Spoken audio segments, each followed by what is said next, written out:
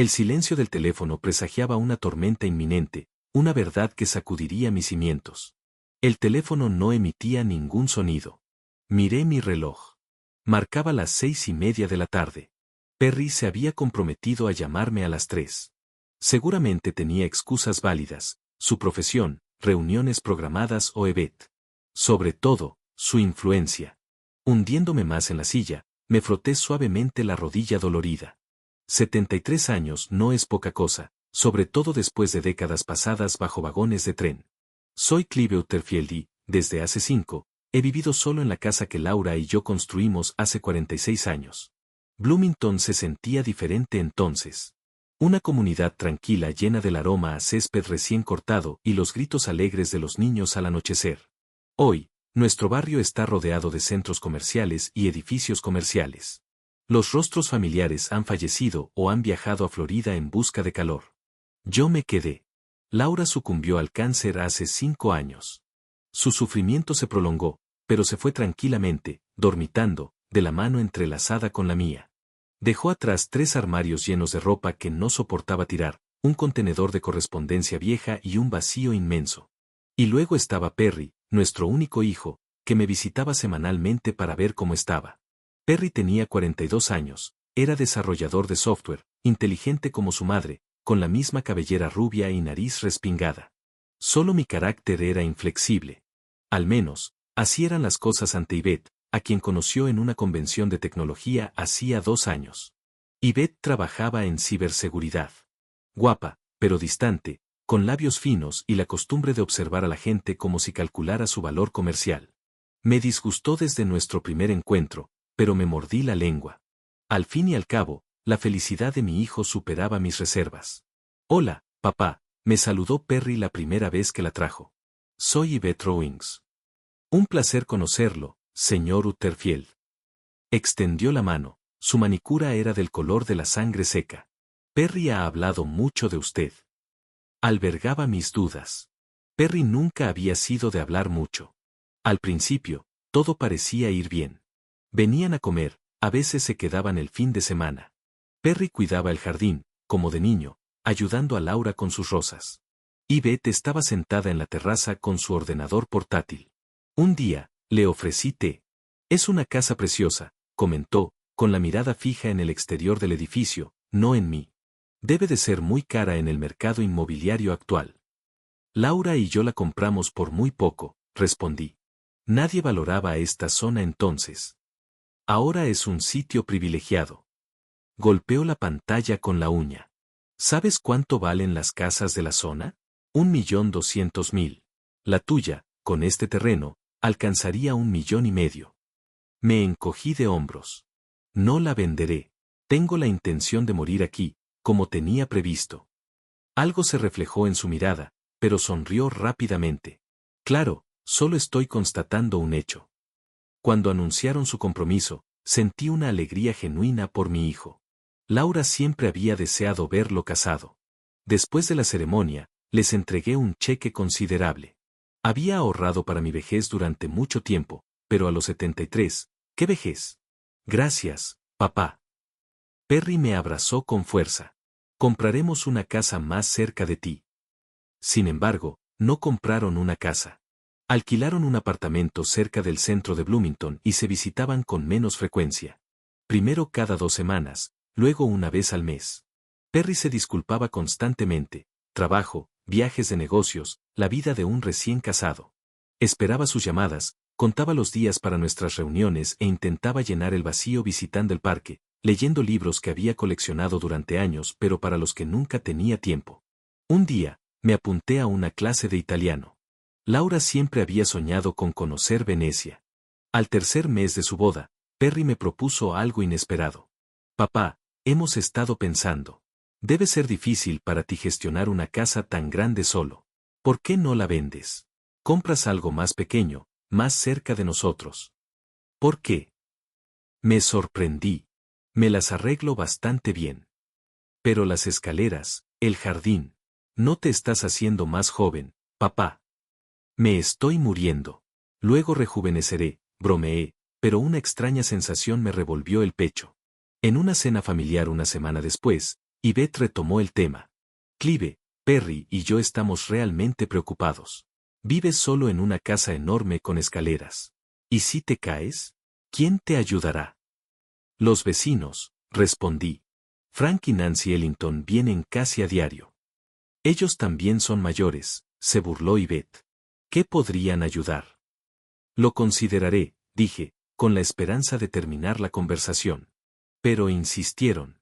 Cada conversación, cada visita, invariablemente volvía a la venta de la propiedad.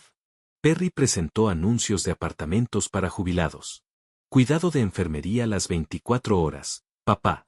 Y hay piscina. Le di las gracias sutilmente, apilando los folletos en un cajón del escritorio, donde se acumulaban como hojas de otoño. Para mi cumpleaños, trajeron a una agente inmobiliaria directamente a mi casa, sin previo aviso. Una mujer de mirada penetrante y un portapapeles. Esta es Dorothy, me presentó Yvette. Me ayudará a tasar la casa. Me quedé en la entrada de mi casa, con las manos apretadas en los bolsillos. ¿Es este mi regalo de cumpleaños? Le pregunté a mi hijo.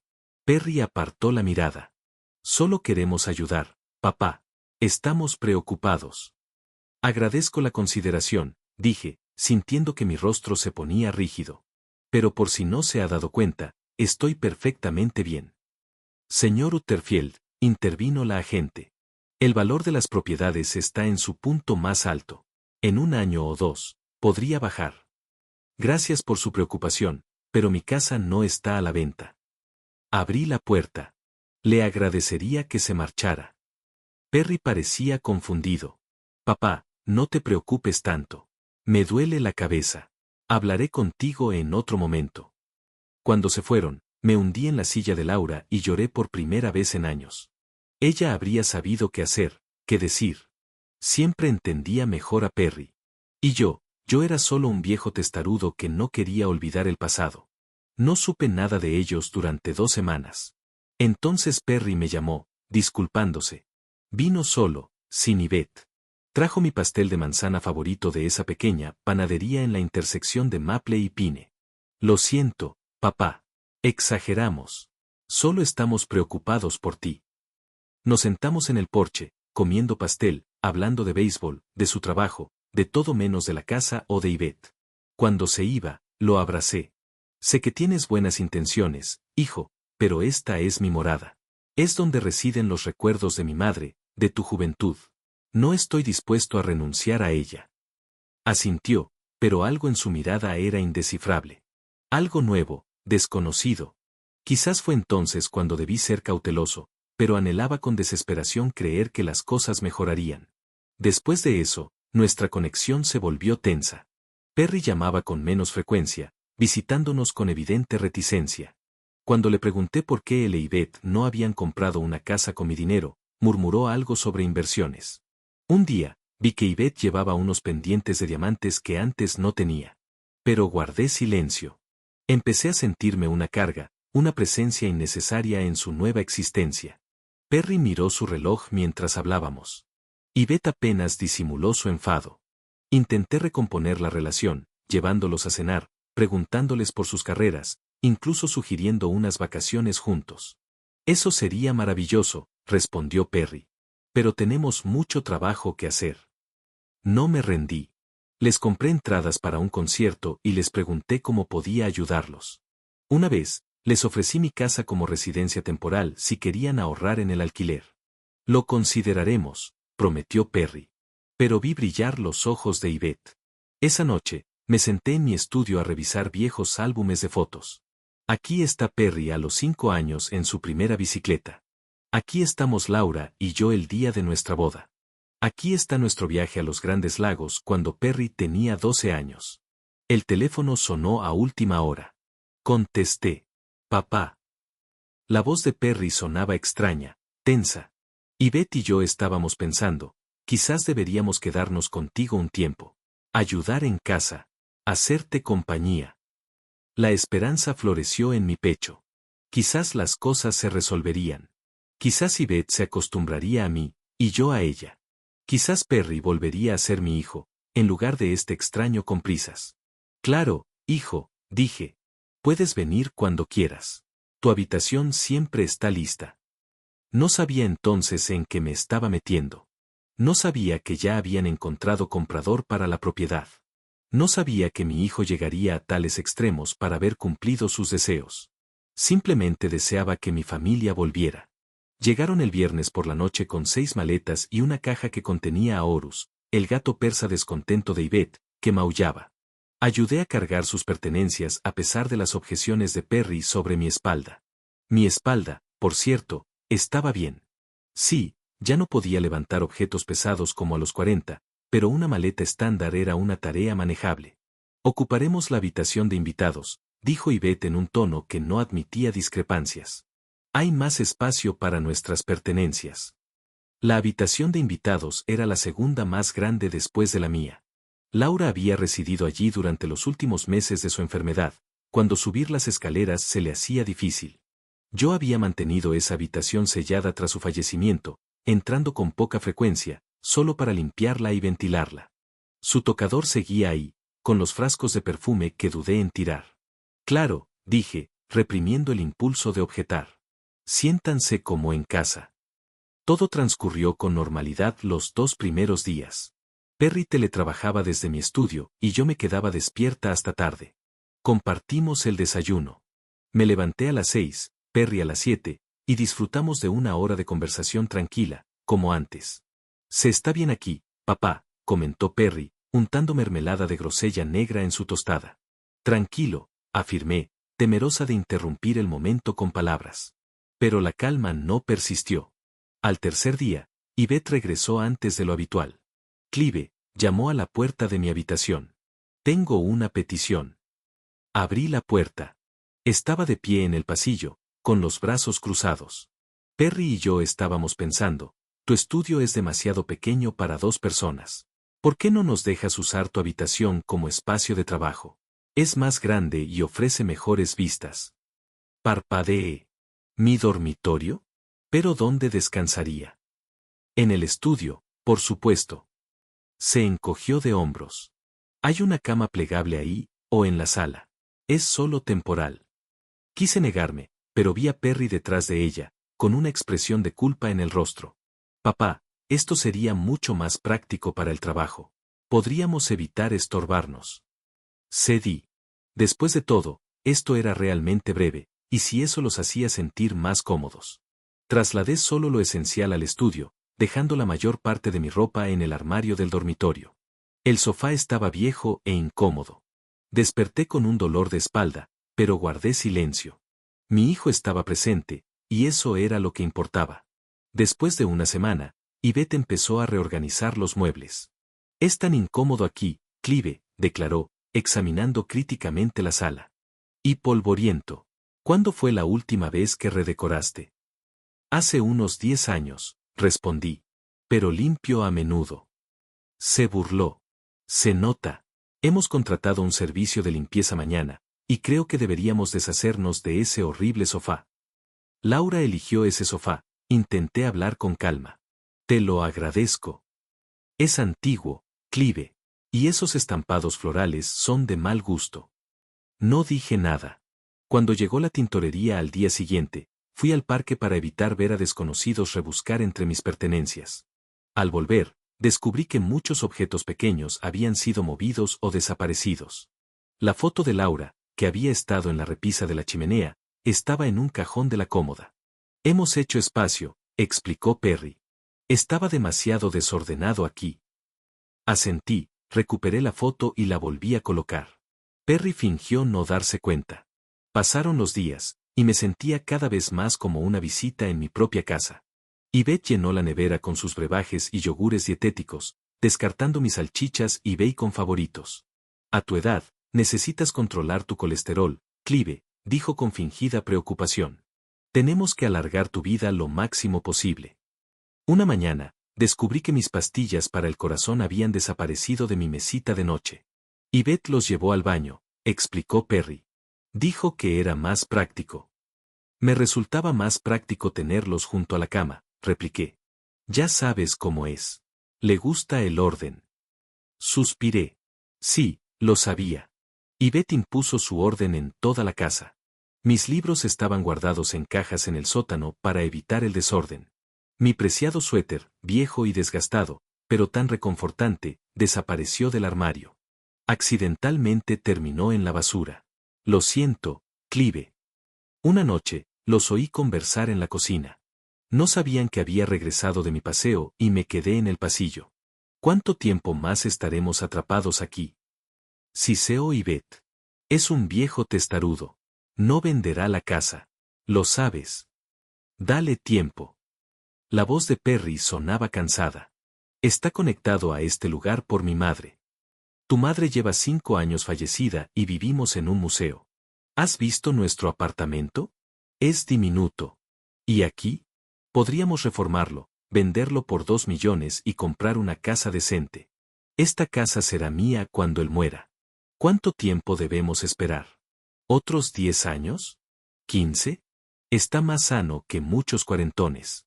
Me retiré con cuidado hacia la puerta, abriéndola y cerrándola suavemente, y luego tosí con fuerza en el pasillo. La conversación en la cocina cesó al instante. Ya estoy en casa, anuncié al entrar. Hace un tiempo precioso hoy. Yvette sonrió, pero su mirada permaneció fría. Maravilloso. Clive, ¿qué tal tu paseo? No pude dormir durante mucho tiempo esa noche. Así que este era el quid de la cuestión. La residencia. Querían mi casa, y la querían cuanto antes. No después de mi muerte. Al día siguiente, llamé por teléfono a mi viejo amigo, Walter Trenten. Era un abogado especializado en herencias. Walt, necesito un consejo, le dije. Puramente hipotéticamente, ¿puede mi hijo disponer de la propiedad mientras yo viva? Solo si transfieres la escritura o firmas un poder notarial, respondió Walt. Clive, está todo bien. Hice una pausa. ¿Y si, llego a quedar incapacitado? Entonces el tribunal designaría un tutor, normalmente un familiar cercano. Walt bajó la voz. Clive, si algo te preocupa, ven a la oficina. Hablaremos. Le di las gracias y colgué. El teléfono sonó un minuto después. Era Perry. Papá, ¿contactaste con el abogado? Me quedé paralizada. ¿Cómo lo supiste? Walter me llamó, me dijo que estabas preguntando por la tutela y la venta de la casa. Está preocupado. Walter no tenía derecho a hablar de nuestra conversación contigo. Es mi padrino, papá. Claro que llamó. Eso no cambia el hecho de que... Papá, interrumpió Perry. ¿Crees que Yvette y yo queremos embargar tu casa? De verdad. Me mordí la lengua, pero ya era demasiado tarde. Perry continuó, con la voz temblorosa de amargura. Nos mudamos para ayudarte. Estás envejeciendo, papá. Necesitas apoyo. Y en lugar de agradecernos, nos acusas de algún tipo de engaño. Escuché su conversación, dije en voz baja. Anoche, sobre vender la casa. Hubo silencio. Solo estábamos explorando posibilidades, dijo Perry finalmente. Para el futuro. Yvette puede ser brusca a veces, ¿sabes? Lo sé, respondí. Y sé que se deshizo de mis pertenencias, reorganizó los muebles y prácticamente me echó de mi dormitorio. Papá, es una molestia temporal por un bien mayor. ¿El bien de quién, Perry? Silencio de nuevo. Vendré esta noche y hablaremos, dijo finalmente. Ahora mismo, tengo trabajo que atender. Pasé todo el día con los nervios de punta. Cuando Perry e Yvette regresaron, se mostraron inusualmente cordiales. Yvette había preparado la cena, filete con verduras, mi plato preferido. Perry descorchó un buen vino. Papá, empezó después de cenar, sentados en la sala. Yvette y yo queremos disculparnos. Las últimas semanas han sido agotadoras. No deberíamos haberte presionado. Yvette asintió con expresión arrepentida. Me comporté mal, Clive. Esta es tu casa. No tenía derecho a cambiar nada sin tu consentimiento. Los observé con recelo. ¿Qué ocurrió? ¿Por qué el cambio repentino? No pasó nada. Perry negó con la cabeza. Simplemente conversamos y nos dimos cuenta de nuestro error. ¿Y ya no quieres que venda la casa? Intercambiaron miradas. Queremos que estés contento, papá, dijo Perry con cautela. Si eres feliz aquí, que así sea. No creí ni una palabra, pero asentí. De acuerdo, gracias. A la mañana siguiente, Yvette me trajo el desayuno a la cama, algo que nunca había hecho. Huevos revueltos, tostadas, zumo de naranja natural y té. Debes estar sorprendido, sonrió, dejando la bandeja en la mesita de noche. Considera esto como el comienzo de una nueva conexión.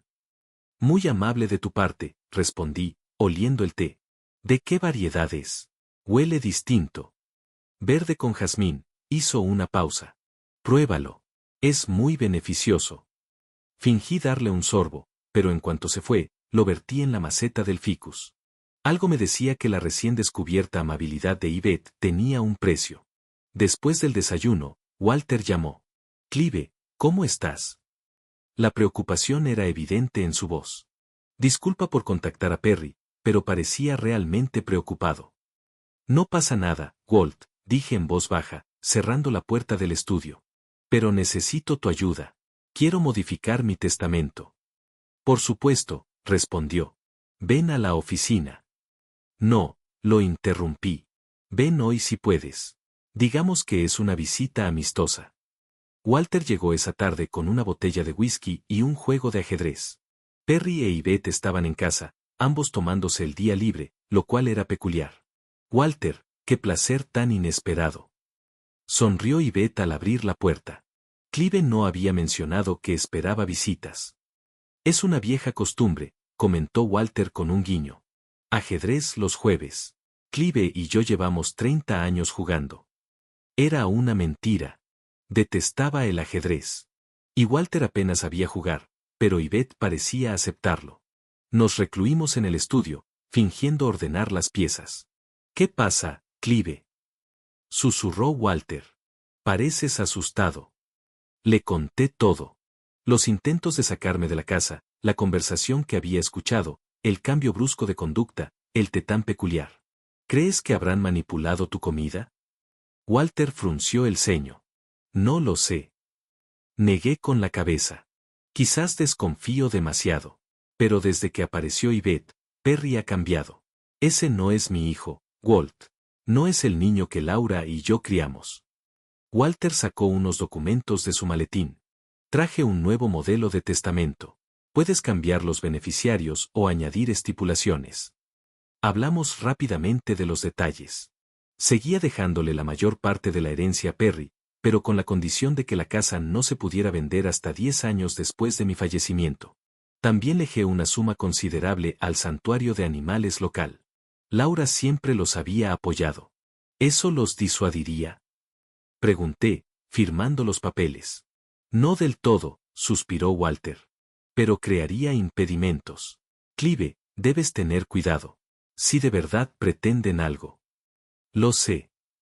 Le di una palmadita en el hombro. Gracias, viejo amigo. Cuando Walter se fue, Perry llamó a la puerta del estudio. ¿Jugaste bien? Preguntó con aire despreocupado. Excelente, sonreí. Lo destrozó por completo. Perry asintió, dudando como si quisiera hablar, pero no lo hizo. Yvette pidió la cena en el restaurante, dijo finalmente. Tu asador preferido. Genial, respondí.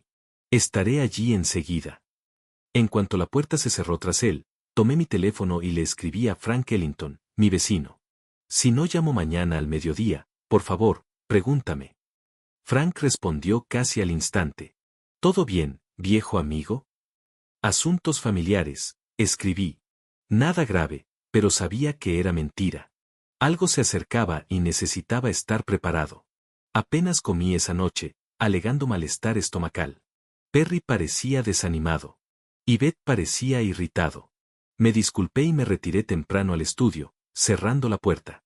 Por la mañana, Perry sugirió que organizáramos una cena familiar este fin de semana. Los padres de Yvette, su hermano y su esposa vienen, dijo. Llevan mucho tiempo queriendo conocerte. Por supuesto, asentí, aunque sentí un ligero presentimiento. Me encantaría. Yvette sonrió, pero una frialdad persistía en sus ojos. Muy bien, Clive. Sábado, a las 6 de la tarde. Prepararé la comida. Asentí, intentando no mostrar alarma. Algo me decía que esta cena marcaba el comienzo de una nueva etapa en sus planes, y no tenía ni idea de cómo contrarrestarlo. El sábado comenzó con un bullicio inusual. Yvette se había levantado a las 8, una hora sorprendentemente temprana para un día libre, y estaba dando instrucciones a la señora de la limpieza que había contratado el día anterior. Perry se movía entre la cocina y la sala, acomodando los muebles según las indicaciones de su esposa. ¿A qué viene todo este alboroto? Pregunté durante el desayuno, mientras observaba a Yvette recolocar mis fotos en la repisa de la chimenea, ocultándolas de Laura. Es solo una cena familiar. Los padres de Yvette son muy exigentes. Perry se ajustó la corbata con nerviosismo. Su padre es profesor de economía. Su madre es de una familia establecida en Boston. ¿Estado establecido en Boston? Me burlé. Parece que tienen 2 siglos de antigüedad, refunfuñó Perry. Papá, sé tú mismo hoy. Tómatelo con calma, ¿de acuerdo? Me mordí la lengua. Todo este plan para la cena me parecía sospechoso. Mi relación con Perry e Yvette se había vuelto tensa en los últimos días. A pesar de su aparente cortesía, había captado sus miradas escrutadoras, evaluando, esperando. Los vi intercambiar señales cuando creían que no podía verlos. 2 veces los pillé susurrando en la cocina, y en ambas ocasiones guardaron silencio de golpe en cuanto entré. Frank Ellington había venido ayer, como habíamos quedado, simplemente llamando a la puerta, diciendo que pasaba. Perry fue abiertamente educado. Yvette se mostró distante. Frank se quedó 5 minutos, pero fue tiempo suficiente para susurrarme, llámame si necesitas algo. Nancy y yo estaremos en casa todo el fin de semana. A las 3, mientras estaba sentado en el estudio con mi libro, intentando no interrumpir los preparativos, Perry llamó a la puerta. Papá, ¿puedes ayudarme con algo? Por supuesto, dejé el libro. ¿Qué pasa en el garaje? Perry parecía preocupado. ¿Recuerdas la vieja cómoda? Creo que hay una gotera ahí. Líquido en el suelo. Fruncí el ceño. La antigua cómoda de roble estaba en el rincón más alejado del garaje. Laura y yo la habíamos traído de casa de sus padres tras el fallecimiento de su madre. Guardaba dentro varias herramientas y piezas de repuesto. Una gotera. ¡Qué raro! No hay conducto cerca. Quizás del tejado. Perry se encogió de hombros. ¿Quieres inspeccionarla? Tengo las manos sucias e Yvette se pondría furioso si la dejara intacta. Asentí y me levanté, masajeándome la rodilla. El día estaba nublado y caía una lluvia suave. Perry caminó a mi lado hasta el garaje, revisando nervioso su dispositivo de pulsera. El garaje estaba conectado a la casa, pero tenía una entrada independiente desde la calle. Mi viejo Buick estaba aparcado en su sitio habitual, cubierto. No lo había usado mucho últimamente, prefería caminar mientras mis piernas me lo permitían. Perry abrió la puerta y encendió la luz. Allí, debajo de la cómoda. Me dirigí al rincón más alejado del garaje, me arrodillé, haciendo una mueca de incomodidad, y miré debajo del arcón. Nada. Ni rastro de humedad. Está seco ahí dentro, Perry. No hay ninguna fuga. Me giré, pero mi hijo ya no estaba. Estaba junto a la puerta, pálido como la tiza. Lo siento, papá, dijo en voz baja. Es lo mejor. Y antes de que comprendiera lo que estaba ocurriendo, cerró la puerta de golpe. La cerradura vibró. Perry. Corrí hacia la puerta. ¿Qué haces? Abre la puerta inmediatamente. No puedo, papá. Su voz sonó apagada a través de la gruesa barrera. Los padres de Yvette están viendo la propiedad. Quieren comprarla. Si todo sale bien, tendremos fondos suficientes para una casa nueva. Te acogeremos. Lo juro. Abre la maldita puerta. Golpeé el metal con los puños, pero Perry parecía haberse marchado ya. Me recosté contra la puerta, intentando calmar mi corazón acelerado. Así que, esto era todo. Iban a vender mi casa. Mi hogar, donde cada rincón guardaba recuerdos de Laura, donde se había desarrollado toda mi existencia, venderla sin siquiera pedirme permiso. Además, me encerrarían en el garaje para que no interfiriera. Respiré hondo e intenté pensar con lógica. Para empezar, no podía congelarme allí. El garaje estaba relativamente cálido gracias a un buen aislamiento. No había comida ni hidratación, pero podría aguantar unas horas sin problemas. Sin embargo, mis medicamentos para el corazón estaban dentro de la casa, y eso era alarmante. Observé a mi alrededor. El garaje era enorme, lleno de objetos antiguos. Además del coche, había herramientas de jardinería, cajas de adornos navideños, la bicicleta de Perry, que no había montado en 20 años, y varios artículos para el hogar. No había aberturas, solo un pequeño conducto de ventilación cerca del techo, demasiado pequeño para pasar. Mi primera acción fue inspeccionar la puerta. De metal sólido con un robusto mecanismo de cierre. La había instalado yo mismo tras una serie de robos en los alrededores una década antes. Imposible de abrir sin llave ni ganzúa. La segunda entrada, una puerta basculante para el coche, estaba firmemente cerrada con pestillo, y su mecanismo solo podía activarse desde fuera o con un mando a distancia eléctrico, que estaba en la guantera del Buick. ¡Imbécil! Maldije en voz alta y corrí al vehículo. Retiré la tapa, abrí la puerta y metí la mano en la guantera. Estaba vacía. Ni mando ni duplicado de las llaves. Perry parecía haberlo considerado también. Echando un vistazo al reloj, vi que eran las 4. Se esperaba a los invitados a las 6, lo que significaba que tenía 2 horas para escapar y frustrar su plan. Empecé a registrar metódicamente el garaje, con la esperanza de encontrar algo que me ayudara a abrir la puerta. Tenía destornilladores, un martillo y alicates a mano, pero la cerradura era demasiado robusta para esas herramientas. Intenté abrirla con un destornillador, pero solo rompí la punta. En un momento dado, oí un coche detenerse frente a la casa. Voces apagadas, risas. Los invitados llegaban antes de lo previsto. Golpeé la puerta. Hola, estoy en el garaje. Pero nadie respondió. O no me oían por la lluvia y los gruesos muros, o, pensarlo me dio escalofríos, sabían que estaba allí y me ignoraron deliberadamente. Me senté en una vieja silla plegable, intentando ordenar mis pensamientos. Mi furia dio paso a una fría determinación. Escaparé de aquí y arruinaré su pequeño terreno, cueste lo que cueste. Mi teléfono. Me palpé los bolsillos, pero, por supuesto, no estaba. La había dejado en el estudio cuando Perry me llamó.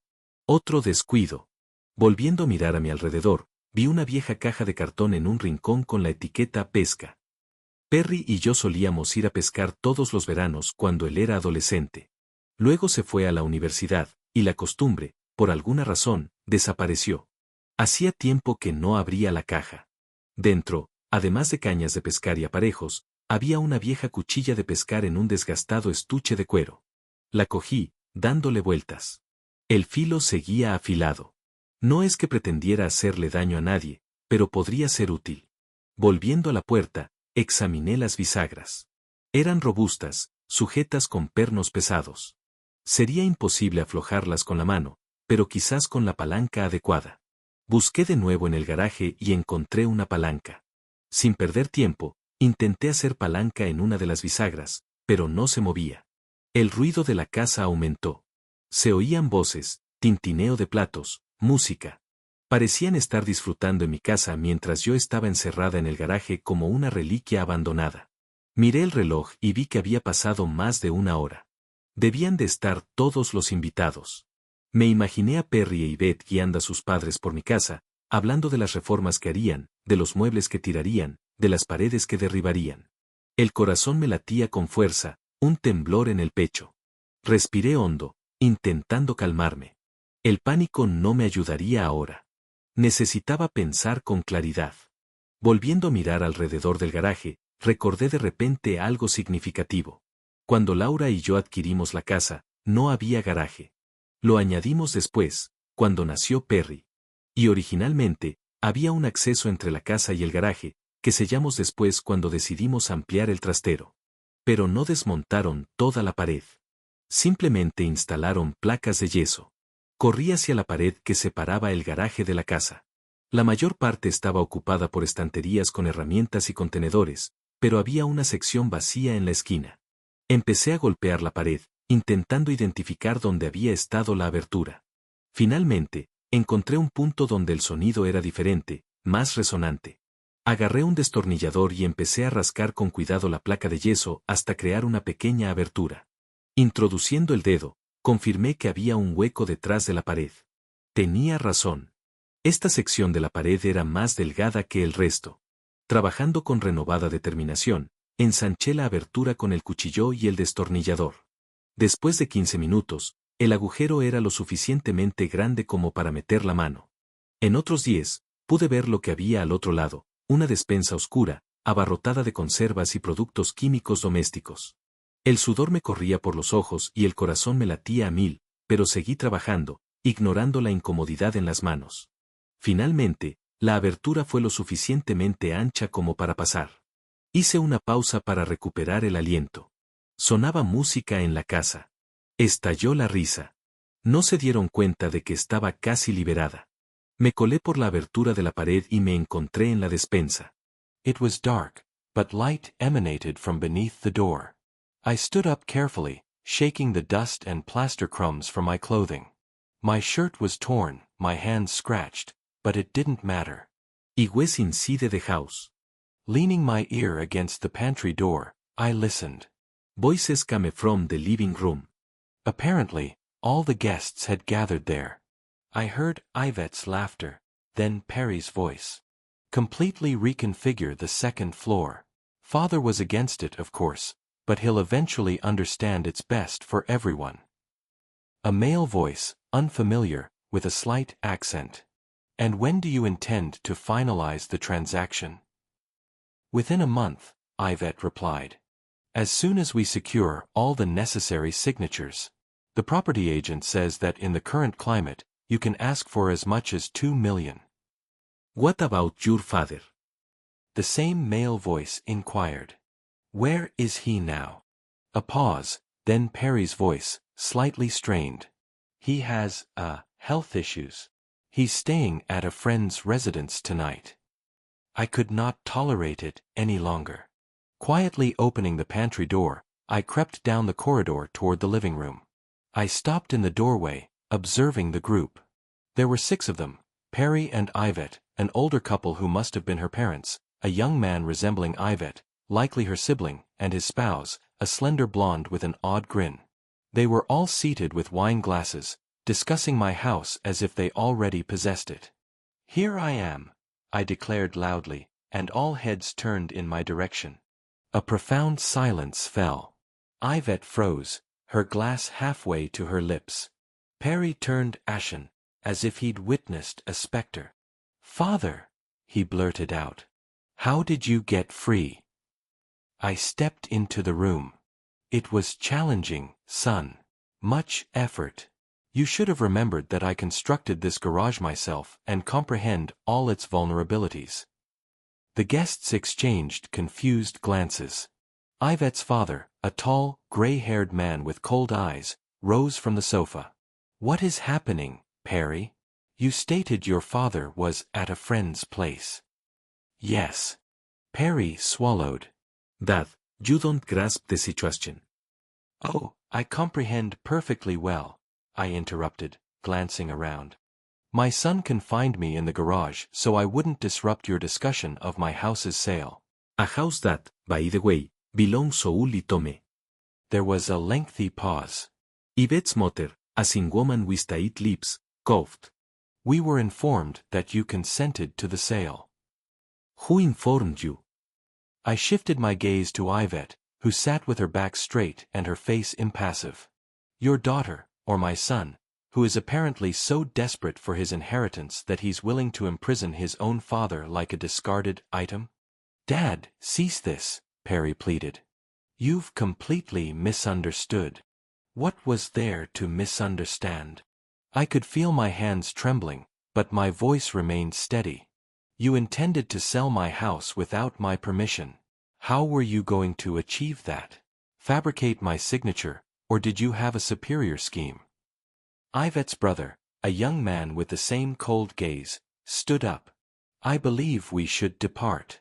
We seem to be caught in a domestic dispute. No, I shook my head. Stay. You wished to see the house, didn't you? Allow me to give you the authentic tour. Show you where my wife matured, where my son was born, where I hope to find peace in death, surrounded by the memories of a joyful existence. Clive. Yvette intervened, finally regaining her composure. You are not feeling well. Let Perry escort you. Where to? He interrupted. Back to the garage? Or perhaps to a care facility far enough away to prevent you from enjoying my assets. Yvette's father spoke again, his voice calm, but his eyes bewildered. Perry, you assured us that your father was in full agreement with the sale. He was. Yvette interjected. But recently, he's been experiencing episodes. The physician said it's related to age. What physician? I nearly shouted. Y aventé que en salti dani medical professionals. Perry took a step toward me. Dad, please. You're becoming agitated. Let's talk privately. He attempted to take my arm, but I pulled away. Do not touch me. My voice was quiet, but the room felt colder. You incarcerated me like an animal. Your own father, the man who nurtured you, cherished you, gave you everything he possessed. Yvette's brother's wife began to gather her handbag. We really ought to go.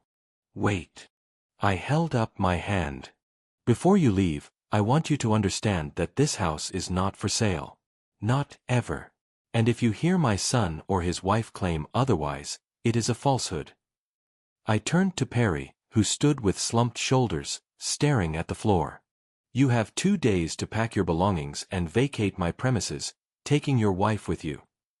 With those words, I turned and exited the room, leaving a deafening silence in my wake. I ascended the stairs to my sleeping quarters, which they had converted into an office, and sat on the edge of the bed. My hands were shaking. A dull ache throbbed in my chest. I needed to take my medicine, but I couldn't bring myself to descend. Muffled voices emanated from below. Loud, excited ones at first, then softer. The front entrance slammed. Juan, anoter, atirth. The visitors were departing. I could hear automobiles starting, tires rustling on the damp asphalt. Then there was silence, broken only by the quiet tones of Perry and Yvette.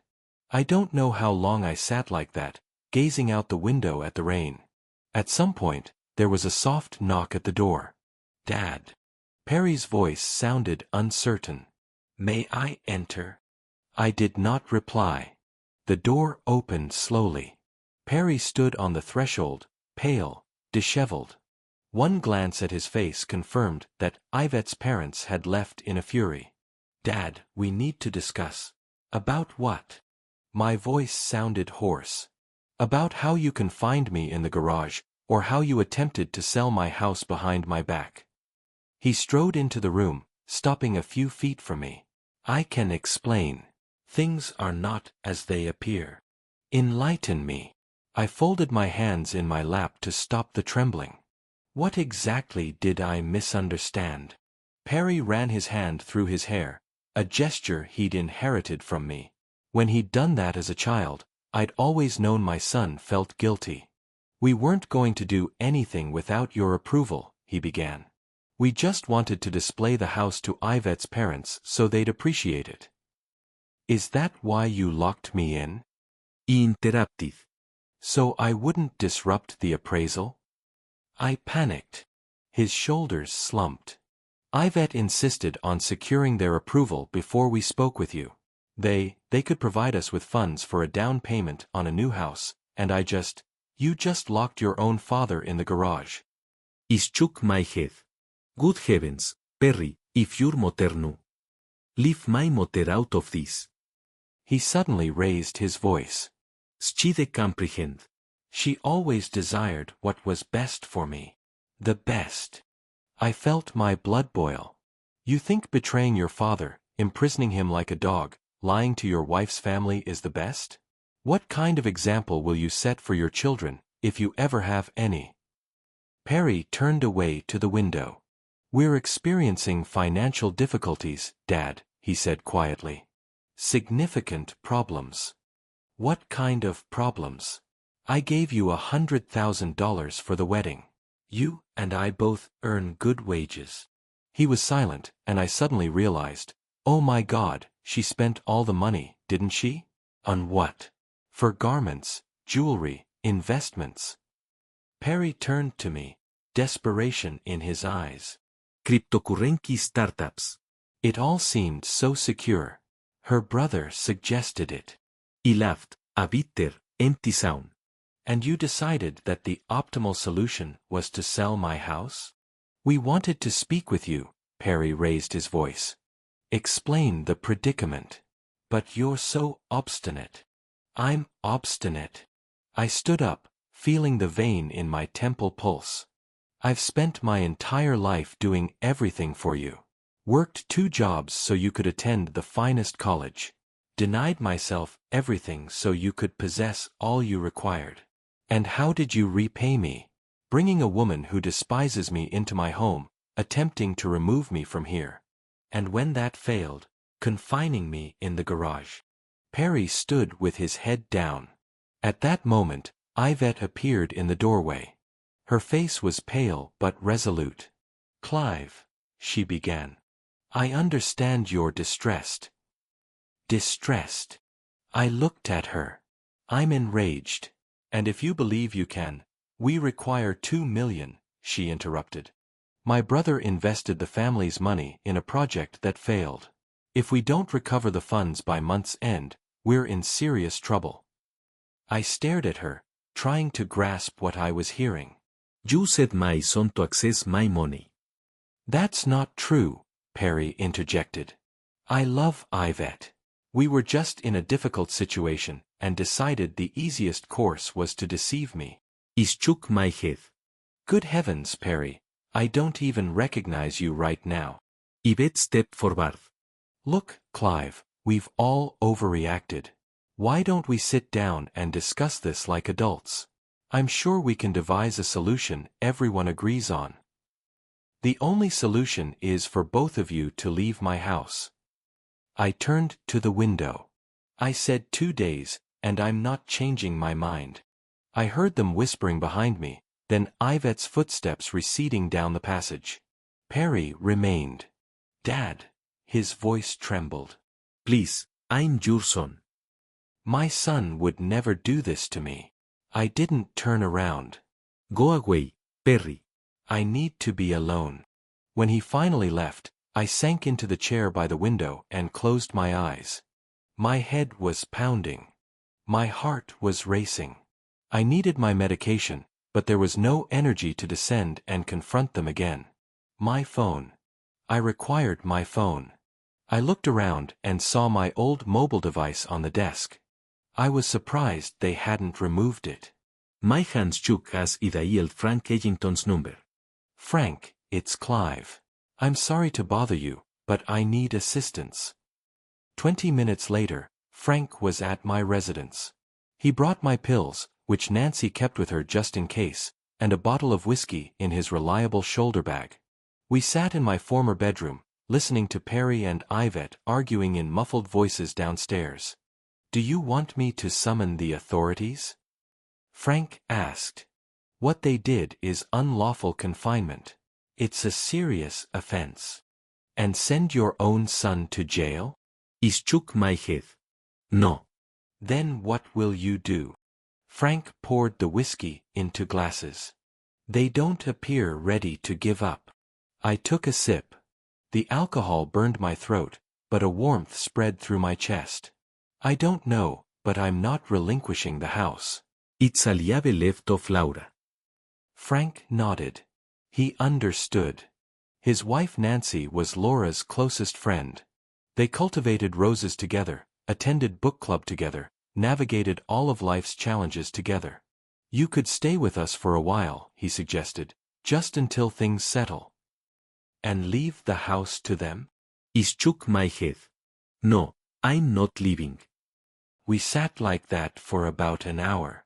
Frank departed when darkness fell outside, promising to return in the morning. I secured the bedroom door and lay down without undressing. I couldn't sleep. Around midnight, I heard someone attempting to open the door. A quiet scratching, then a knock. Dad. Perry's voice sounded strange.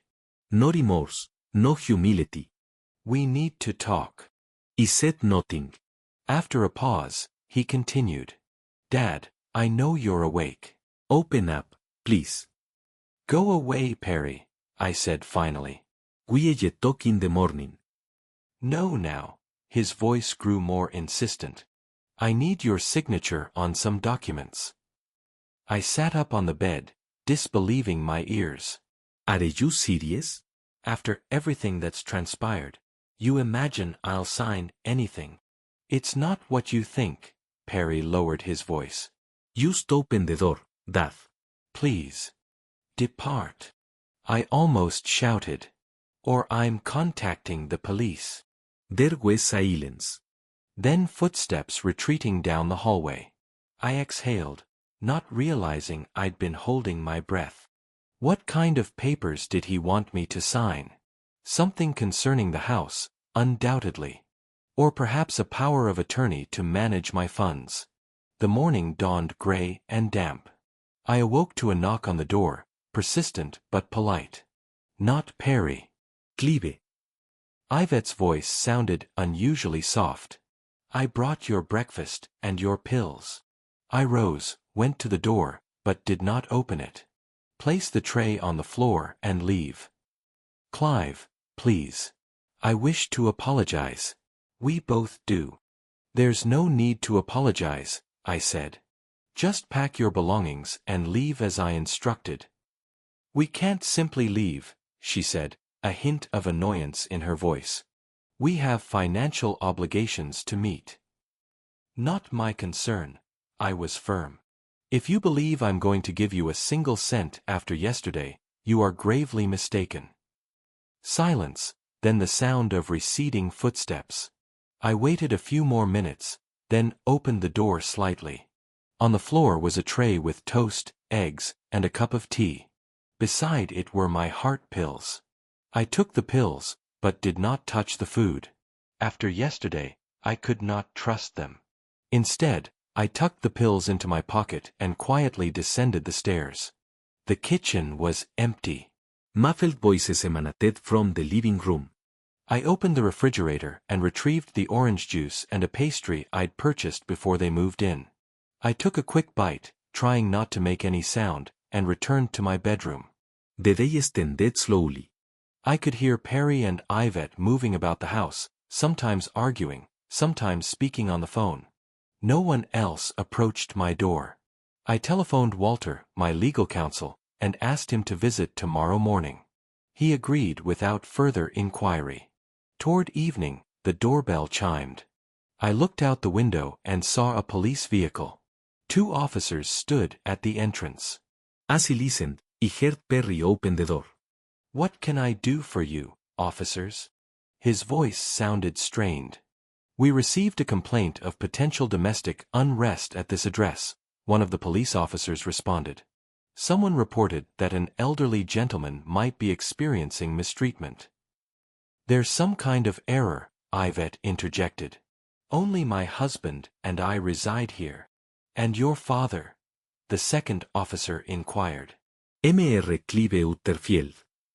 According to our records, this property belongs to him. He's away for a few days. Perry's voice shook.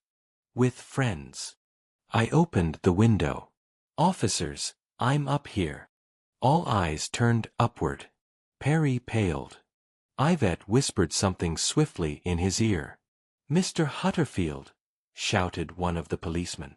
Are you unharmed? No, I replied. I was confined in the garage yesterday. I am the owner of this dwelling, and I want these individuals removed immediately. The officers exchanged glances. Then one of them said to Perry, Sir, we need to speak to Mr. Hutterfield alone. Could you ask him to come down? Perry nodded, his shoulders slumped. I closed the window and went to the door. For the first time that day, I opened it without apprehension. Perry stood in the hallway, his face white as chalk. Dad, why did you involve the police? He whispered. Do you wish for me to be arrested? I didn't, I responded. Frank or Nancy must have. They're concerned. Perry ran his hand through his hair. Dad, please don't do this. I'm your son. You ceased being my son when you locked me in the garage. I walked past him toward the stairs. Officers awaited me at the bottom. a young one and an older one. The older one, with silvering temples and weary eyes, introduced himself. Officer Ramirez, and this is Officer Bennett. We received an anonymous call about an elderly person possibly being abused. My neighbor, I suppose. I nodded. Frank Ellington. He was here last night. Saw the state I was in. The officers documented my statement about how Perry lured me into the garage, confined me, how I escaped by breaching the wall, how I found them discussing the sale of my house. Perry and Yvette sat separately, he with his head down, she with an unyielding expression. Do you wish to press charges? Ramirez asked when I finished. I looked at Perry, my son, my only offspring. Despite everything that had occurred, I could not send him to prison. No, I answered. I just want them to depart. I understand. Ramirez nodded. Mr. and Mrs. Hutterfield. He turned to Perry and Yvette. I strongly advise that you vacate this residence as quickly as possible. Otherwise, Mr. Hutterfield has every right to file a trespassing complaint. This is my home too, Perry objected. I grew up here. But the legal owner is your father, replied Bennett. And if he requests your departure, you must comply. Yvette stood up. We will leave, but we require time to pack. You had 2 days, I reminded her. Now you have 1 hour. Whatever you don't have time to collect, you can keep. I'll forward it later. The officers remained to oversee the packing. Perry and Yvette silently folded clothes, equipment, personal effects. Their cat, Horace, watched with detached indifference, perched on the windowsill. I stood in the doorway, watching them carry the luggage out to the car. The rain had stopped, but the sky remained gray, heavy. Perry approached me before entering the vehicle. Dad, I know you're angry, and you have every right to be, but we're a family. Do you truly want it to conclude like this? I looked at him, this stranger with my son's visage, and all I felt was exhaustion. It ended yesterday when you secured the garage door, I said quietly. Perhaps even before that, when you brought a woman into my house who perceives me as nothing more than an impediment to her ambitions.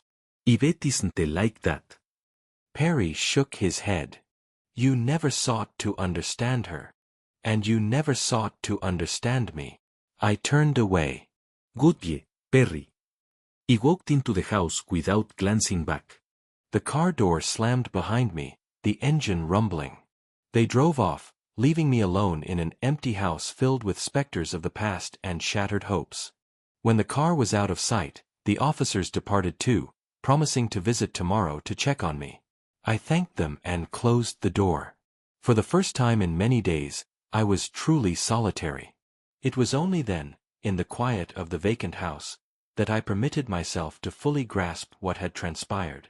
My own son had betrayed me for money, for a woman who manipulated him, for a life he believed was more valuable than the one I could offer him. I sat down in Laura's chair and wept, not from sorrow, but from indignation, from the realization that the final connections binding me to the past had been severed, that my only son had become a stranger willing to betray his own father for financial gain. In that moment, I realized I could never forgive him. Not for confining me. It was that he was no longer the man Laura and I had raised, for betraying not only me, but her memory. The subsequent 3 days passed in silence. I walked around the empty house, collecting Perry and Yvette's scattered possessions, placing them in boxes, baby photographs, school accolades, old playthings, anything that reminded me of the son who had once been a part of this house, part of my existence. On the 4th day, Walter Trenton arrived. He looked worried. Gray brows furrowed, concern in his eyes.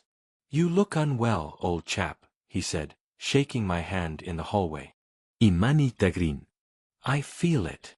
We went into the living room. I prepared a potent pot of tea. Laura always maintained there was no problem a good cup of tea couldn't alleviate. Frank informed me what occurred, Walter began, holding the cup with both hands. But I wish to hear your account. I told him everything, About the garage, the overheard discussions, the attempts to sell the house, the police intervention. Walter listened without interruption, only occasionally shaking his head.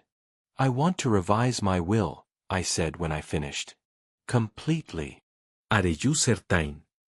Walter removed his spectacles and wiped them with a handkerchief. Anger is poor counsel, Clive. It's not anger, I shook my head. It's an epiphany. I cannot bequeath my home to a man who can find me in a garage to sell it behind my back. Walter nodded. I see. What do you intend? I don't know. Perhaps leave everything to an animal shelter. Laura always supported them. That's a sound idea. Walter pulled out a notebook. But let's consider all possibilities. Complete disinheritance is a significant step. We spent 2 hours discussing the particulars. Walter patiently clarified the legalities while I tried to determine what to do with the assets I'd accumulated my entire life. There's one more matter, Walter said when we had a rough outline. I took the liberty of investigating Perry and Yvette's financial standing. I raised my eyebrows in surprise. Why? Intuition. He shrugged. After you called a week ago, I was worried, and it proved to be for good reason. Walter pulled a folder from his briefcase and opened it before me. Inside were printouts of bank statements, credit reports, tax declarations. They're deeply in debt, Clive, he said grimly. Credit cards, personal loans, mortgages. Mortgages. I frowned. They don't own a house. They rent an apartment. Precisely. Walter tapped his finger on one of the documents. But here's the payment for the house in Lakeview, an expensive district. I took the document. The payments started 6 months ago. $3,000 per month. I don't understand. They acquired the house, Clive, but not for themselves. According to the deed, Yvette's brother and his wife reside there. I leaned back in my chair, attempting to process the information. You mean they purchased the house for her brother with the funds I provided them? That's correct. Walter nodded. And that's not all. Their credit cards are maxed out. Designer clothing, dining establishments, travel, plus some investments that apparently failed. I looked at the figures, and nausea welled up. Hundreds of thousands of dollars squandered, wasted, thrown away. Why? I shook my head. Why did they have to live beyond their means? Greed. Walter shrugged. Or perhaps they anticipated you would soon, pardon my directness, expire, and they'd receive the inheritance. I remember the peculiar te Yvette said to bring me. Her insistence on a healthy regimen, concerns about my health that never seemed genuine. Do you think they might have? I'm not asserting anything, Walter interrupted quickly. But given their desperate financial situation and what they've done to you, I'd exercise caution if I were you. We concluded our discussion over lunch. Walter promised to have a new will prepared by the following week. I walked him to the door and stood on the threshold, watching his car vanish around the bend. Back inside the house, I sat at the kitchen table and opened an old container where I kept important papers. Among them were my home insurance, medical records, old tax returns, and an envelope of photographs. Snapchats taken over the last 7 years. Me, Laura, little Perry. Our trips, celebrations, ordinary days. Here's Perry on his initial bicycle. Here's Laura and I on the beach in Santa Monica. Young, Saint-Kissed, Joyful. Here's Perry graduating from secondary school, proudly displaying his diploma, and Laura and I standing beside him, beaming with pride. What became of that boy? When did he transform into a man capable of confining his own father? Exploiting him. Manipulating him. Deceiving him. The phone chimed, interrupting my somber thoughts. I glanced at the screen. Perry's number. My finger hovered over the answer button. A part of me wished to hear his voice, to discern any remorse. The other part, the colder, more logical part, stated that conversing would change nothing. I pressed decline. A minute later, the phone signaled a message. "Dad, we need to talk. It's important. Please return my call." I did not reply. I placed the phone screen down and continued reviewing the pictures. Half an hour later, it rang again. This time, the number was unfamiliar. I answered, expecting Perry's voice, but it was Yvette. "Clive, don't hang up," she said quickly. "I know you're upset, and you have every right to be, but we need to talk." "We have nothing to discuss," I replied. "You spoke with Walter today. It wasn't a question. He informed you about our finances." Please listen to me. "Things are not as they appear." I was surprised, but I didn't show it. "How did you know about Walter?" "It doesn't signify," she said quickly, nervously. "What matters is that you need to know the complete truth. Perry and I are in distress. Serious trouble. Financial trouble. I nodded, though she couldn't see it. "Because we spent all the money I gave you on a house for your brother." A pause. "Then not only that, my brother. He was in difficulty. Debts to individuals you'd best avoid. We were supposed to help on me." My voice was flat.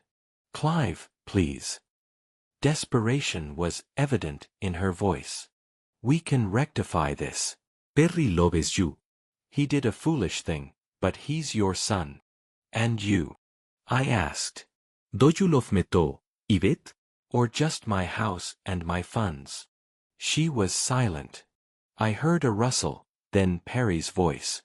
"Dad, it's me." Please listen to me. "I'm listening," I said, clutching the phone so tightly my knuckles whitened. We made a terrible error." His voice shook. "I don't know what came over me. I never intended to harm you. It was all circumstances. Pressure." "Pressure doesn't make you confine your family in a garage, Perry," I interrupted. "The only thing that does is a lack of scruples." "I deserve it," he said quietly. Al your censure, al your ras. "But, Dad, we're in a desperate situation. If we don't settle our debt by month's end, we're in grave peril. Not just monetary." "What kind of people?" I asked him directly. "Who do you owe?" A pause. "Then I can't talk on the phone." Please, let's meet anywhere on neutral ground. He hesitated for a moment. A part of me wished to simply hang up, forget about them, excise them from my life. But the other part, the part that still remembered the small boy with the bicycle, could not. "The cafe at the corner of Maple and Oak," I finally said. Tomorrow at noon, come alone, without Yvette. "Okay." The relief in his voice was almost palpable. "Thanks, Dad. I'll explain everything. I promise." I ended the call and sat staring out the window at the gray sky for a long time. Something told me I was making a mistake. That I shouldn't grant them a second opportunity. But isn't that a father's role? To forgive their children even when they don't merit forgiveness. The next day, I arrived at the cafe 10 minutes early. I selected a table by the window, ordered coffee, and waited. At precisely 12, the door opened, and Perry entered. He looked gaunt, with dark circles under his eyes. When he saw me, he smiled nervously and approached my table. "Dad." He extended his hand, but I did not shake it. Perry lowered his hand awkwardly and sat opposite me. "Thanks for agreeing to meet." "Proceed," I said briefly. I'm listening. Perry took a deep breath. "It all began about a year ago. Yvette's brother, Miles, works in finance. He suggested we invest in a new venture, some sort of technology startup firm. He pledged to triple our investment in 6 months. He listened in silence, without interruption. We invested the money you gave us for the wedding," Perry continued.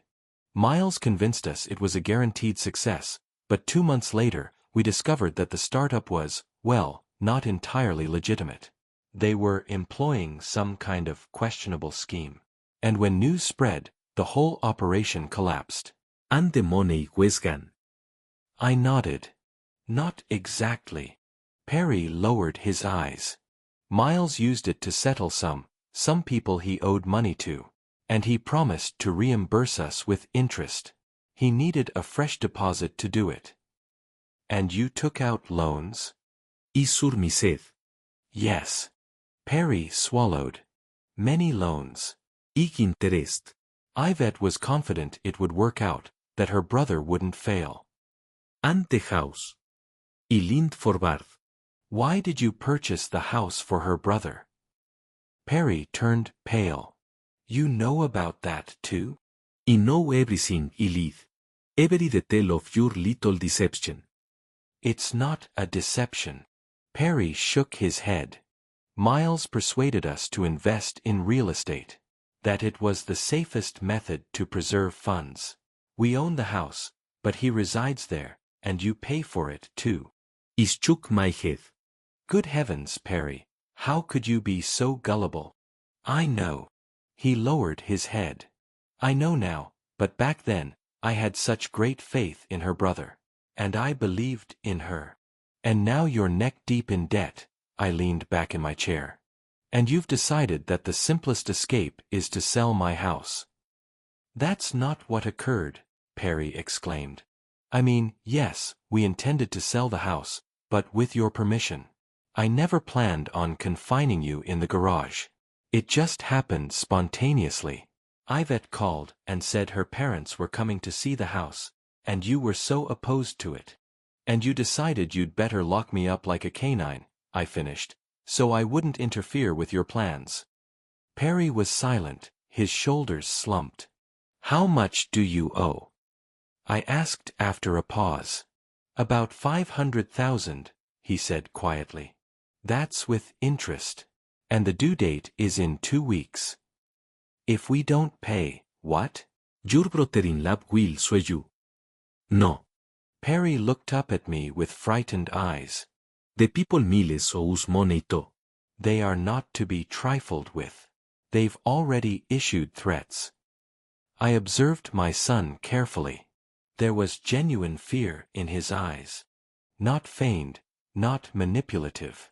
Real terror of a man cornered. What do you want me to do? I asked him directly. Lend us some money, Perry swallowed. Just until year's end. We'll sell Miles's house, repay you every cent with interest. I swear.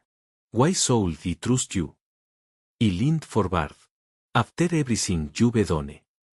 Because I'm your son, his voice trembled.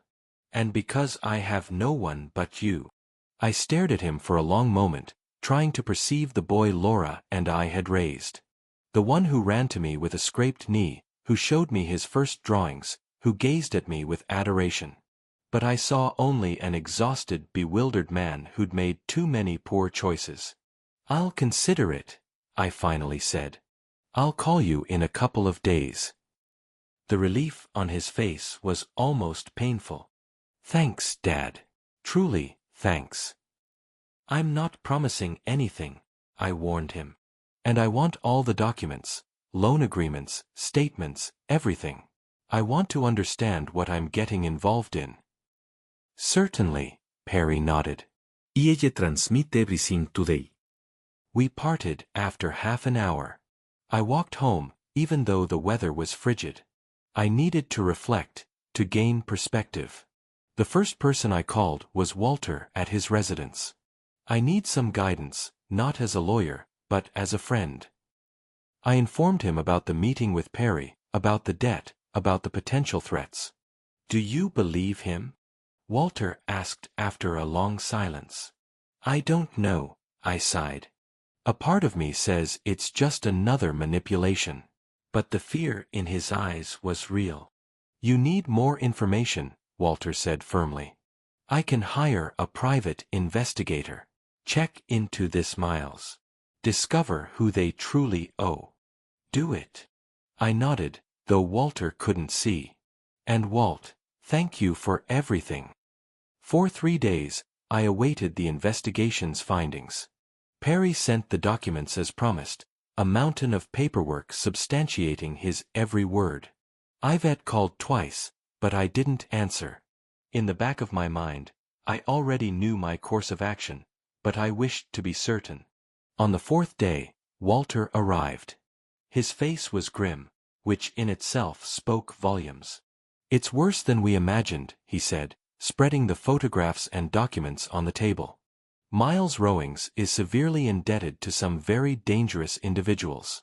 Bookmakers, loan sharks, perhaps even organized crime."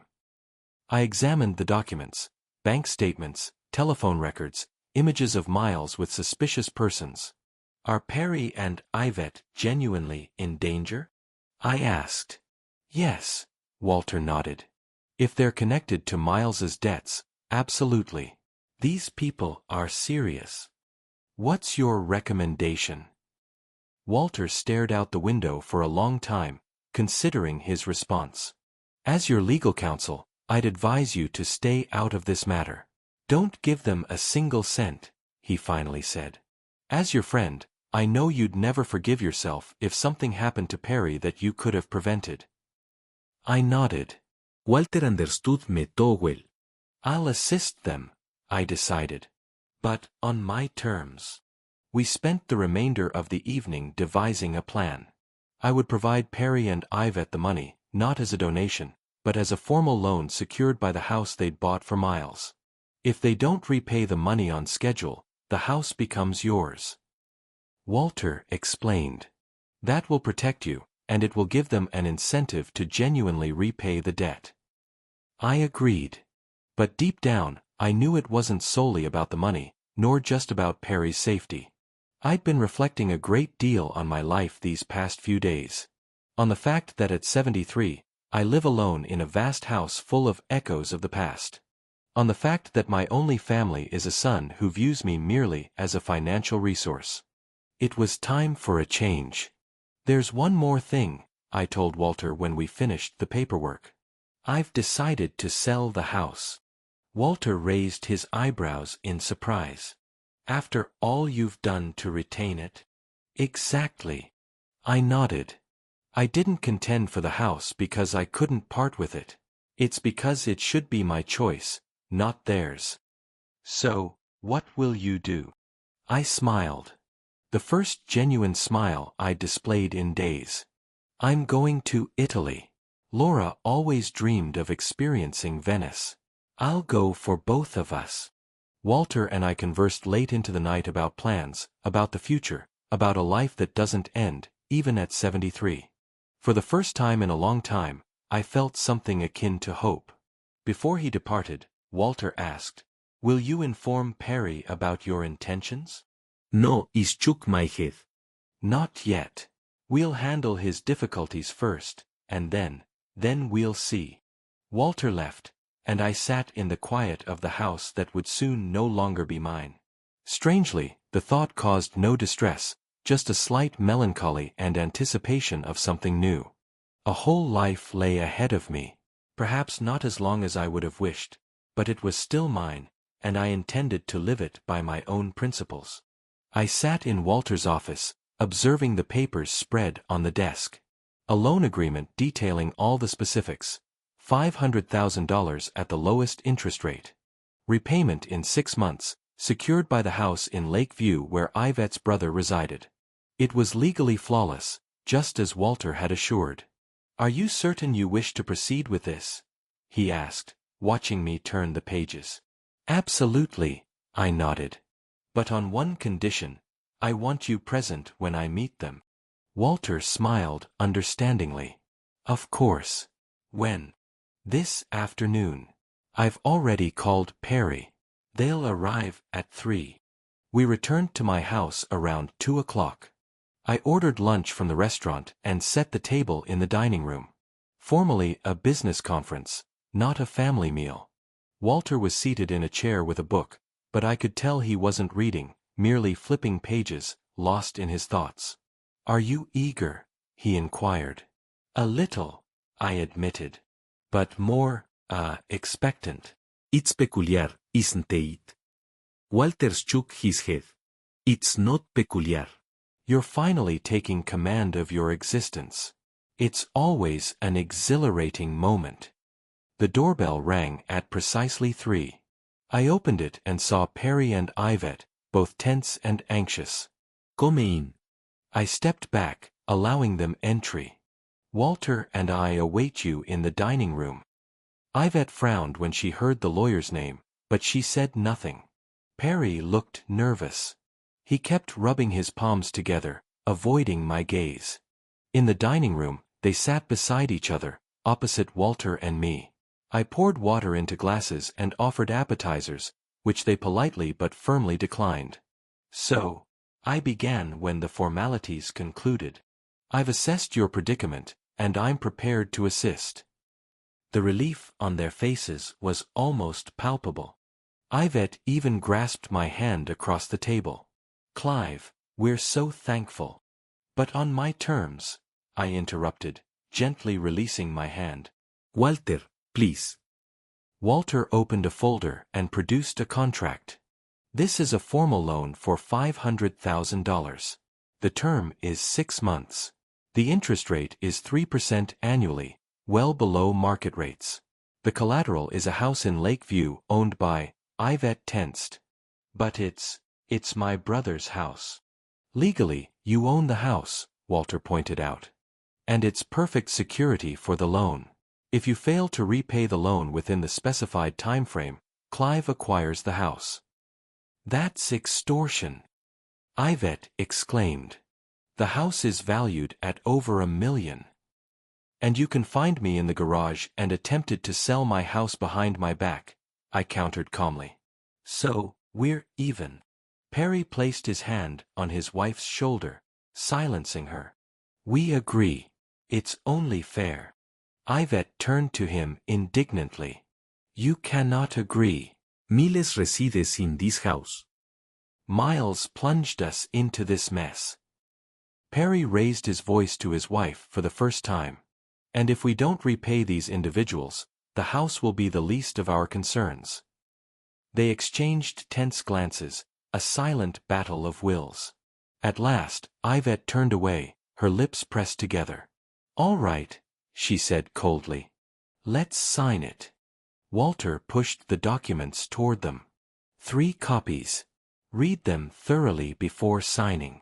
They read for nearly 20 minutes. Yvette scrutinizing every word. Perry more for appearance's sake. Finally, they both signed all the required pages. Good. Walter collected the papers, verified all signatures, and handed 1 copy to Perry. The money will be wired to your account tomorrow morning. Quieyer eterni tontime, Dad. Perry looked at me gratefully. I promise. I know, I nodded. Because if you don't, the repercussions will be unpleasant. Yvette opened her mouth to speak, but Perry squeezed her hand, and she remained silent. I could see she was fuming with indignation, but restraining herself. Well, at least she possessed basic self-control. There's something else you should be aware of, I said, looking at them both. I've decided to sell the house. Perry froze. What? After everything that's happened? Precisely. I nodded. After everything that had occurred, I realized I didn't wish to spend the remainder of my life clinging to walls and memories. I deserve more than that. But where will you go? Perry looked confused. You're 73. I'm 73, not 103, I grinned. And I still have many aspirations. What aspirations? Yvette finally spoke, her voice sounding suspicious. What will you do? That is none of your concern. I looked her directly in the eye. But if you're curious, I'm going to Europe. I'll begin in Italy. Then we shall see. Perry paled. Alone? That far away? Dad, that's absurd. Why? I shrugged. I am of sound mind. I can care for myself, and I wish to experience the world while I still can. What about the money? Yvette looked at me with unconcealed concern. If you spend it all on travel, what will remain for us? That was it. At last, the matter she truly cared about emerged. You don't need to worry about the inheritance, I said flatly. I've made all the arrangements. Perry leaned forward. What do you mean? I looked at Walter, and he nodded. I've amended the will, I said bluntly. Most of the estate now goes to a philanthropic foundation to be established after my death, the Laura Hutterfield Lonely Elderly Fund. There was a deafening silence. Yvette froze, her mouth agape. Perry looked at me with wide-open eyes. You disinherited me. His voice was barely audible. Not entirely, I shook my head. You'll receive 20% of the house sale and half of my savings. The remainder will go to the foundation. That's not fair. Yvette jumped up, knocking over a chair. You can't do that. Yes, I can. I remained calm. And I already have.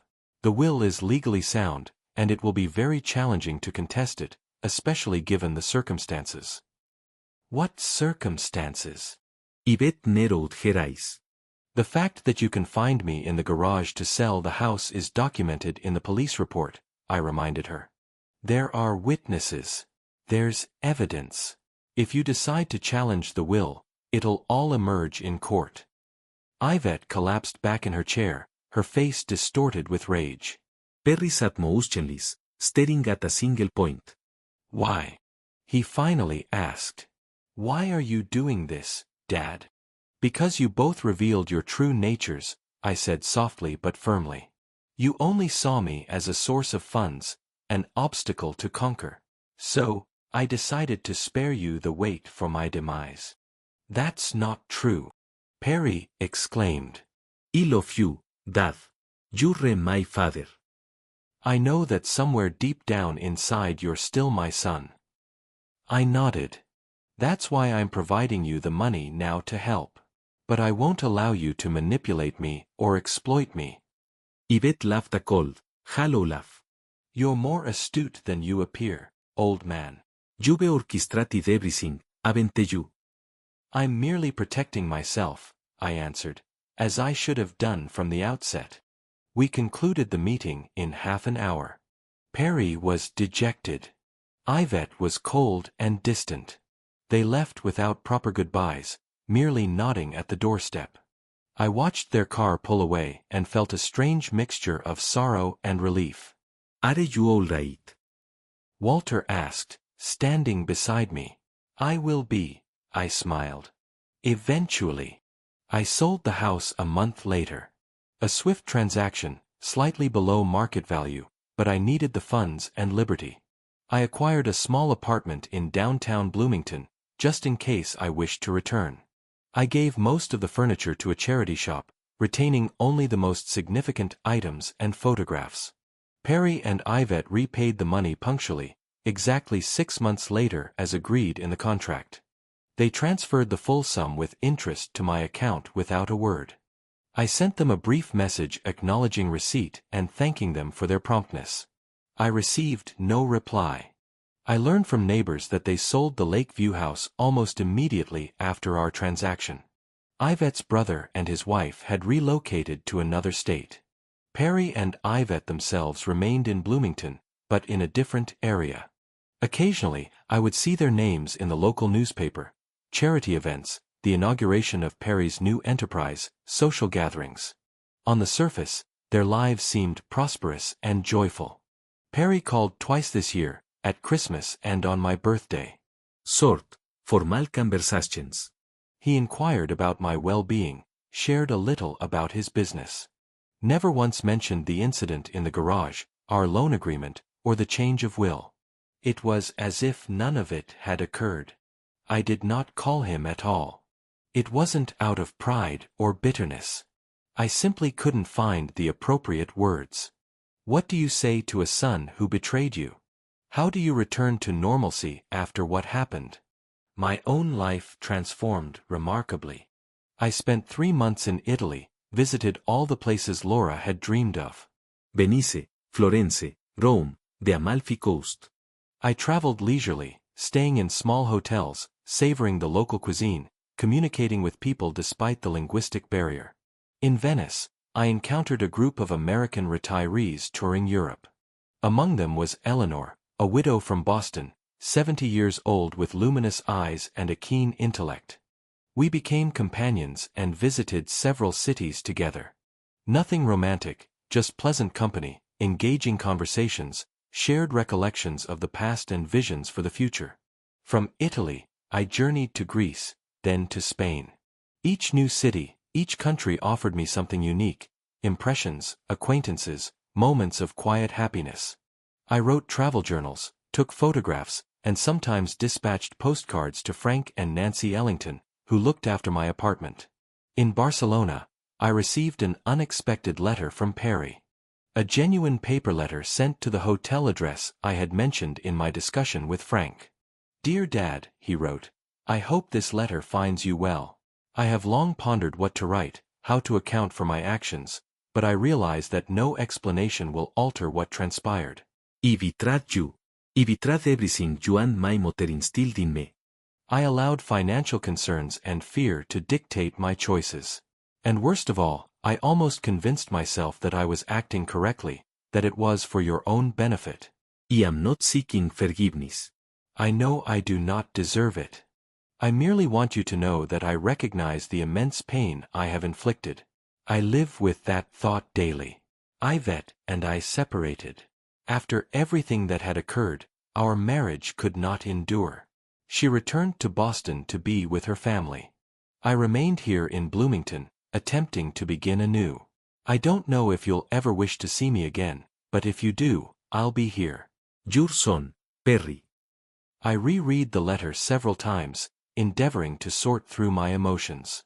The anger, the sadness, the disillusionment. It was all still present, but it wasn't as sharp as it once was. Perhaps time truly does heal. Or perhaps a new life helped me release the past. I did not respond to the letter, not because I hadn't forgiven Perry, but because I didn't know what to say. I needed more time to ascertain if I could allow him back into my life, and on what terms. When I returned to Bloomington a year after departing, I found my apartment well maintained and comfortable, thanks to Frank and Nancy's care. They hosted a small gathering in honor of my return, inviting some old companions. It felt strange to be home again after so many months of travel.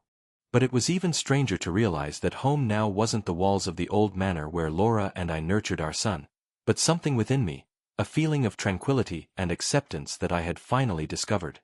A week after my return, I saw Perry at the grocery store. He stood at the fruit display, examining apples, and didn't notice me. I could have simply turned and walked away. I could have passed him and pretended I didn't recognize him, but instead, I approached. "Hello, Perry." He flinched, turned, and his face displayed a spectrum of feelings: surprise, hope, fear. "Dad?" He looked confused. You're back for good." "I don't know yet," I shrugged. "Perhaps I'll go to Japan in the autumn. I've always yearned to witness the maples in their fall glory." Perry nodded, unsure what to say. An awkward silence settled between us. "I received your letter," I said at last. "In Barcelona." He swallowed. I wasn't expecting a response. "I know." I looked him straight in the eye. "But perhaps we could share coffee, talk. Not now, but someday." The hope on his face was almost painful. "I truly appreciate that, Dad." "Okay." I nodded. I call you. I turned to leave, but Perry called out to me. "Dad, are you happy right now?" I pondered. Am I happy after everything that's happened? After losing my home, my son's betrayal, being alone? Yes, I finally answered. I believe I amare you. I'm striving for it. His smile was sorrowful but sincere. I nodded and continued walking. I didn't turn around, knowing he was observing me. Perhaps someday we'd be a family once more. Not the same family as before, but at least capable of sitting at the same table without bitterness and resentment. Perhaps not. Only time would reveal. In the interim, I had my life, unexpectedly new and rich with possibilities at 74. Tickets to Japan scheduled for October. Weekly meals with Frank and Nancy, correspondence from Eleanor in Boston, Italian lessons at a local educational institution, volunteering at the animal sanctuary Laura cherished so deeply. Y haven't forgiven, Perry. I haven't forgotten that day in the garage. I haven't reverted to how things were. But I released the anger and resentment that was consuming me internally. And that may have been the most crucial triumph, not over my son or daughter-in-law, but over my own suffering. As I left the supermarket, I looked up at the sky. It was a clear spring day.